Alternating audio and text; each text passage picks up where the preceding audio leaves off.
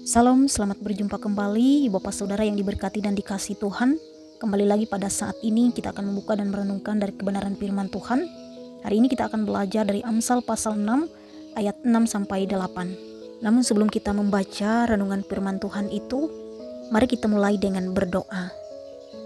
Tuhan yang penuh kasih, terima kasih untuk hari ini, untuk kesempatan kami di mana kami bisa kembali merenungkan firman-Mu.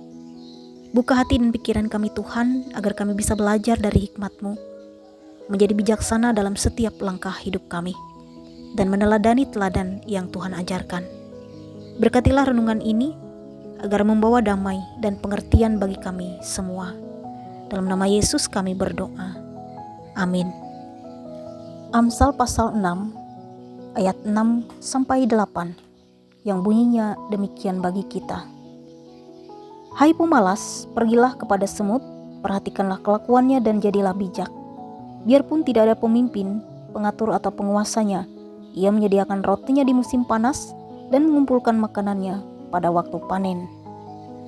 Mari kita renungkan bersama bagaimana kita bisa meneladani semut dalam hidup sehari-hari. Ibu bapak saudara yang diberkati, kita tentu bertanya, mengapa firman Tuhan pada hari ini memakai semut makhluk kecil untuk dijadikan sebagai bagian dari simbol kebijaksanaan, dan mengapa Tuhan mengambil contoh makhluk kecil ini untuk mengajar manusia tentang suatu pekerjaan besar yang hebat.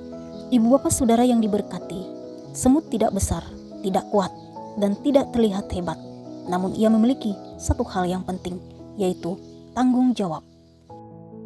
Seperti yang tertulis di dalam firman Tuhan, semut bekerja tanpa diawasi. Tidak ada pemimpin yang berdiri di atasnya.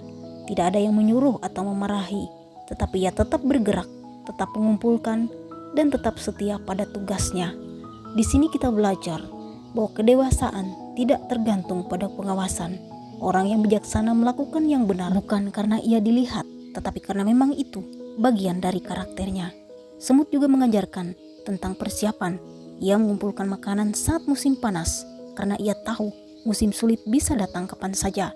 Artinya, hidup yang bijaksana adalah hidup yang memikirkan masa depan, tidak menunda tanggung jawab, tidak menunggu keadaan mendesak, lalu bergerak.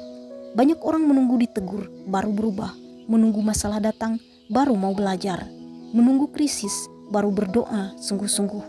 Tetapi semut mengajarkan untuk bergerak sebelum semua terlambat. Ibu bapak saudara yang diberkati, renungan ini sederhana, tetapi dalam. Apakah tanggung jawab dijalankan tanpa harus diingatkan? Apakah hari ini dipakai untuk mempersiapkan sungguh-sungguh akan hari esok? Kebijaksanaan bukan tentang ukuran atau posisi.